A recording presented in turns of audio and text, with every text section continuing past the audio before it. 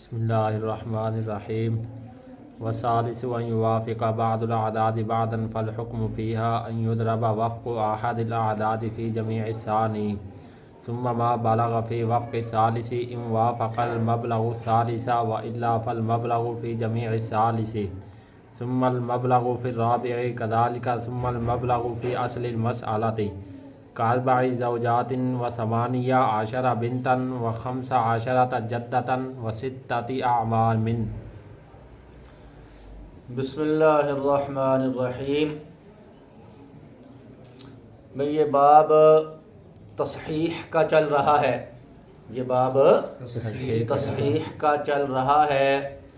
تو تصحیح کے بارے میں جو قواعد تھے کل وہ 7 تھے.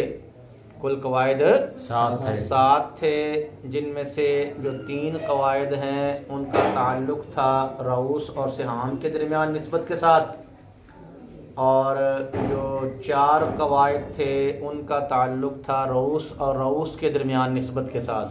ٹھیک ہے جی. تو پہلے 3 قواعد جن کا تعلق رؤوس اور سہام کے درمیان نسبت کے ساتھ وہ بھی بیان ہو چکے ہیں، اور باقی جو 4 قواعد تھے کہ جن کا تعلق رؤوس اور رؤوس کے درمیان نسبت کے ساتھ تھا، تو ان میں سے جو ہیں وہ 2 قواعد بیان ہو چکے ہیں. آج جو آپ نے عبارت پڑھی ہے اس کے اندر تیسرا قاعدہ جو ہے اس کا بیان ہے، تیسرے قاعدے کا بیان ہے. وہ تیسرا قاعدہ یہ ہے کہ بھئی اگر کسر اور ٹوٹن جو ہے وہ 2 یا 2 سے زیادہ فریقوں کے سہام میں واقع ہو رہی ہو، اور رؤوس اور رؤوس کے درمیان جو نسبت ہے وہ توافق کی ہو، رؤوس اور رؤوس کے درمیان نسبت توافق کی ہو، تو اس صورت کے اندر جو ایک عدد رؤوس ہوگا ہوگا اس کو ضرب دیں گے دوسرے کے وفق کے ساتھ، وفق کے ساتھ ضرب دیں گے. پھر جو حاصل ضرب ہوگا اس کی نسبت دیکھیں گے تیسرے فریق کے ساتھ. اگر نسبت جو ہے وہ توافق کی ہوئی تو حاصل ضرب کو تیسرے کے وفق میں ضرب دیں گے، اور اگر نسبت تباین کی ہوئی تو حاصل ضرب کو تیسرے کے کل میں ضرب دیں گے. پھر جو حاصل ضرب ہوگا اس کی نسبت دیکھیں گے چوتھے کے ساتھ، چوتھے کے ساتھ نسبت دیکھیں گے کہ نسبت توافق کی ہے یا تباین کی ہے. اگر نسبت جو ہے وہ توافق کی ہوئی تو حاصل ضرب کو وفق کے ساتھ ضرب دیں گے، وفق کے ساتھ جو ہے وہ ضرب دیں گے. اور اگر نسبت جو ہے وہ تباین کی ہوئی تو پھر حاصل ضرب جو ہے اس کو کل کے ساتھ ضرب دیں گے، تو تمام فریقوں کے ساتھ ایسا ہی کریں گے. تو پھر جو آخری حاصل ضرب ہوگا اس کو ضرب دیں گے اصل مسئلہ کے ساتھ، اصل مسئلہ کے ساتھ جو ہے وہ ضرب دیں گے. تو جو حاصل ضرب آئے گا اس سے مسئلہ کی تصحیح کی جائے گی، جو ہے وہ تصحیح کی جائے گی. اس کی مثال یہ ہے کہ ایک مرد جو ہے فوت ہو گیا اور اس کے جو ورثاء ہیں اس کے اندر اس کی 4 بیویاں ہیں اور 18 بیٹیاں ہیں، 15 دادیاں ہیں اور 6 چچے ہیں. ٹھیک ہے. تو میت لکھنے کے بعد سب سے پہلے ہم 4 بیویاں لکھیں گے، اس کے بعد 18 بیٹیاں، اور اس کے بعد 15 دادیاں، اور پھر آخر کے اندر ہم لکھ لیں گے 6 چچے. آخر میں لکھ لیں گے 6 چچے لکھیں گے. تو چونکہ جو شخص جو فوت ہوا ہے اس کی اولاد موجود ہے، اس لیے پھر جو اس کی جو بیویاں ہیں ان کو ملے گا سمن ملے گا. تو بیویوں کے نیچے ہم لکھ دیتے ہیں سمن، لکھ دیتے ہیں. اور جب بیٹیاں 2 یا 2 سے زیادہ ہوں تو ان کا حصہ ثلثان ہوا کرتا ہے، لہذا بیٹیوں کے نیچے ہم سلوسان لکھ دیتے ہیں، اور دادیوں کا حصہ سدس ہے تو ان کے نیچے ہم سدس لکھ دیتے ہیں، ان کے نیچے سدس لکھ دیتے ہیں۔ اور چچے چونکہ عصبات میں سے ہوتے ہیں اس لیے چچوں کے نیچے ہم لکھ دیتے ہیں عصبہ، چچوں کے نیچے عصبہ لکھ دیتے ہیں۔ اب اس مسئلہ کے اندر جو پہلی نوع کا جو سمن ہے وہ دوسری نوع کے ثلثان اور سدس کے ساتھ جمع ہے، لہذا قانون کے مطابق مسئلہ جو ہے وہ 24 سے بنایا جائے گا، مسئلہ 24 سے بنایا جائے گا۔ میت کے اوپر ہم 24 لکھتے ہیں، اب اس 24 میں سے حصے نکالے جائیں گے تو 24 کا جو سمن ہے وہ 3 بنتا ہے، وہ 3 بنتا ہے، لہذا بیویوں کے سمن کے نیچے ہم 3 لکھیں گے، اور 24 کا جو ثلثان ہے وہ 16 بنتا ہے، لہذا بیٹیوں کے ثلثان کے نیچے ہم 16 لکھیں گے، اور 24 کا جو سدس ہے وہ 4 بنتا ہے، لہذا دادیوں کے سدس کے نیچے ہم لکھ دیں گے 4۔ ٹھیک ہے، اب ہم ان حصوں کو جمع کرتے ہیں، ان حصوں کو جمع کرتے ہیں، تو جو بیویاں ہیں ان کو ملے ہیں 3 اور بیٹیوں کو ملے ہیں 16 اور 3 19، ٹھیک ہے، اور دادیوں کو ملے ہیں 4، تو 19 اور 4 23 ہو گئے۔ مسئلہ بنا تھا 24 سے تو باقی بچا 1، لہذا وہ 1 جو ہے وہ عصبات کے نیچے لکھ دیتے ہیں، جو ماں باقی 1 ہے اس کو عصبات کے نیچے جو ہے وہ لکھ دیتے ہیں۔ تو اب ہم دیکھتے ہیں کہ جو بیویاں ہیں وہ 4 ہیں، بیویاں 4 ہیں، اور ان کو جو حصے ملے ہیں وہ 3 ہیں، اور ظاہر بات ہے کہ 3 حصے جو ہیں وہ 4 بیویوں پر بغیر کسر اور ٹوٹن کے تقسیم نہیں ہو رہے ہیں، کیونکہ اس کے اندر کسر اور ٹوٹن واقع ہو رہی ہے، اور ان کے سہام اور رؤوس کے درمیان جو نسبت ہے وہ نسبت تباین کی ہے، 3 اور 4 کے درمیان نسبت کون سی ہے؟ تباین کی ہے، لہذا ہم نے کل عدد رؤوس 4 کو محفوظ کر لیا، کل عدد رؤوس 4 کو محفوظ کر لیا۔ اس کے بعد جو بیٹیاں ہیں وہ 18 ہیں، اور ان کے حصے جو ہیں وہ 16 ہیں، ٹھیک ہے، اور یہ 16 حصے 18 بیٹیوں پر بھی بغیر کسر کے تقسیم نہیں ہو رہے ہیں، بغیر کسر کے تقسیم نہیں ہو رہے، بلکہ اس کے اندر بھی کسر اور ٹوٹن واقع ہو رہی ہے، اور 16 اور 18 کے درمیان جو نسبت ہے وہ توافق کی ہے، وہ نسبت توافق کی ہے، اور ان دونوں عددوں کو جو فنا کر رہا ہے وہ 2 کا عدد ہے، وہ کون سا عدد ہے؟ 2 کا عدد ہے، اور 2 کا عدد 18 کو جو فنا کرتا ہے تو وہ 9 مرتبوں میں کرتا ہے، وہ 9 مرتبوں میں کرتا ہے، لہذا 18 کا جو وفق ہوگا وہ کتنا ہوگا؟ 9، 18 کا وفق 9 ہوگا، تو ہم نے پھر عدد رؤوس کے وفق 9 کو محفوظ کر کے تو اس کو عدد رؤوس کے قائم مقام کر دیا، اس کو عدد رؤوس کے قائم مقام کر دیا۔ اس کے بعد جو ہے 15 دادیاں ہیں، اور ان کے حصے جو ہیں وہ 4 ہیں، ان کے حصے 4 ہیں، ظاہر بات ہے کہ یہ 4 جو حصے ہیں یہ بھی 15 دادیوں پر کسر کے بغیر تقسیم نہیں ہوتے، بلکہ کسر اور ٹوٹن واقع ہوتی ہے، اور 15 اور 4 کے درمیان جو نسبت ہے وہ تباین کی ہے، لہذا ہم نے کل عدد رؤوس 15 کو محفوظ کر لیا، کل عدد رؤوس 15 کو محفوظ کر لیا۔ اس کے بعد ہم نے دیکھا کہ جو چچے ہیں وہ 6 ہیں، اور ان کو جو حصہ ملا ہے وہ 1 ہے، اور 1 حصہ بھی 6 چچوں پر بغیر کسر کے تقسیم نہیں ہوتا، بلکہ اس کے اندر کسر واقع ہوتی ہے، اور 6 اور 1 کے درمیان جو نسبت ہے وہ تباین کی ہے، لہذا ہم نے کل عدد رؤوس 6 کو محفوظ کر لیا، 6 کو محفوظ کر لیا۔ اب بھائی ہمارے پاس جو محفوظ شدہ اعداد ہیں، محفوظ شدہ اعداد ہیں وہ ہیں 4 9 15 اور 6، 4 9 15 اور 6 یہ محفوظ شدہ اعداد ہیں۔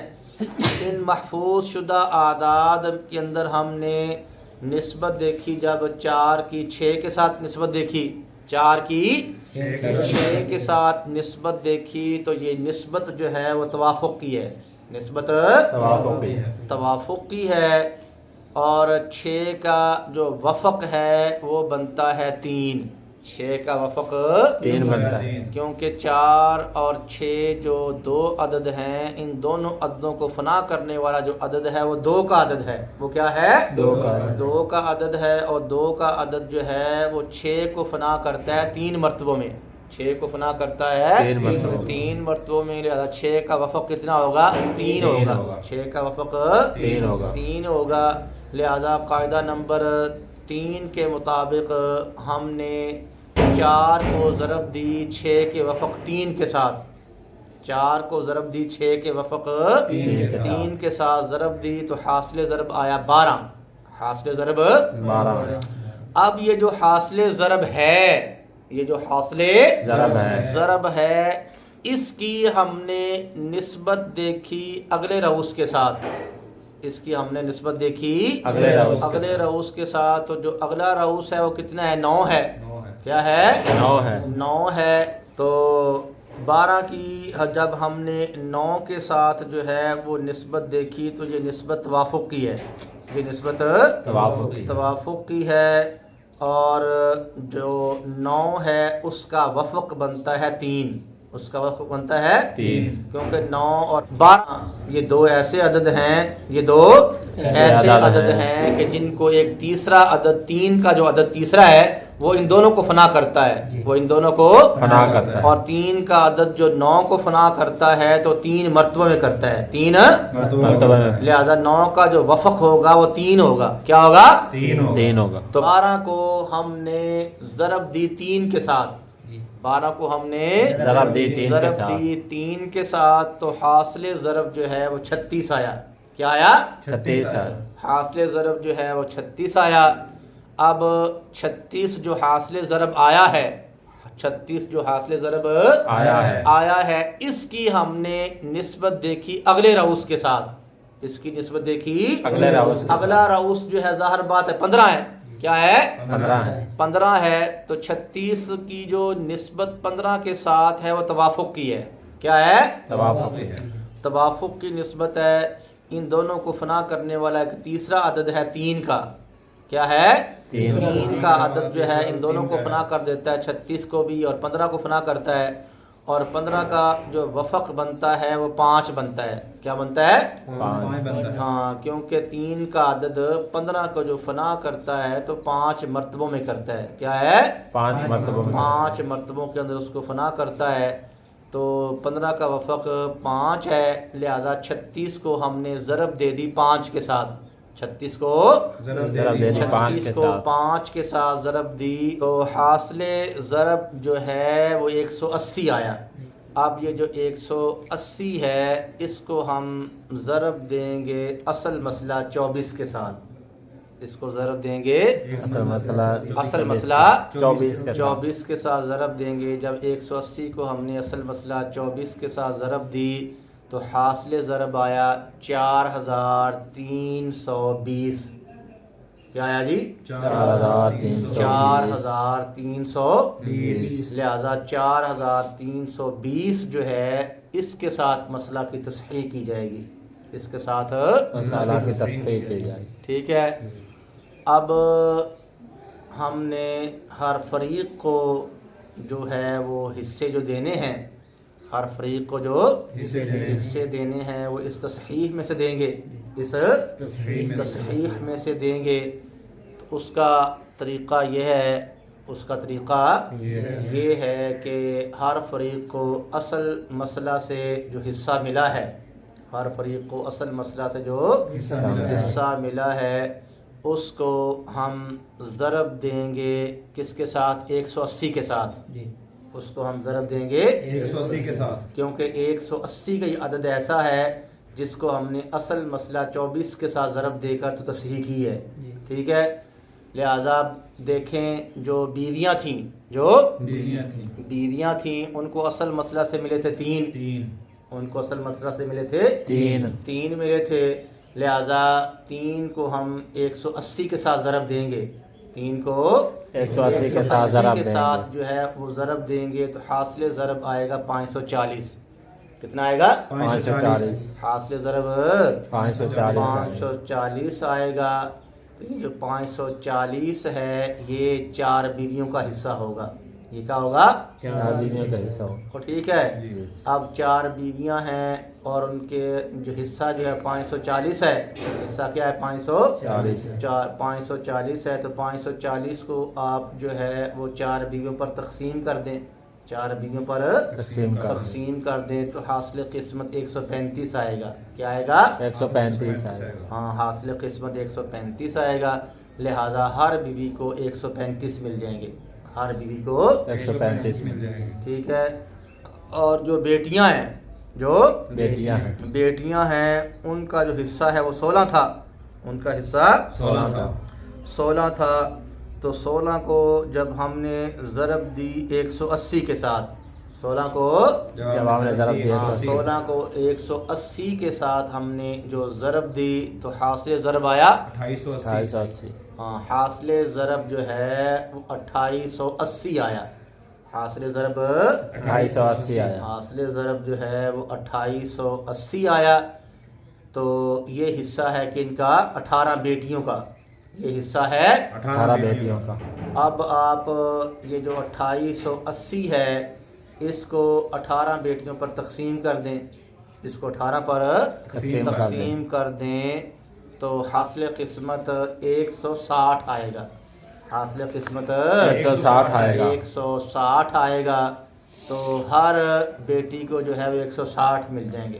ہر بیٹی کو 160 مل جائیں گے. ٹھیک ہے. اور جو دادیاں ہیں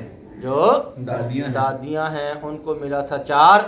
ان کو ملا تھا 4 ملا تھا. تو 4 کو 180 کے اندر آپ جو ہے وہ ضرب دیں.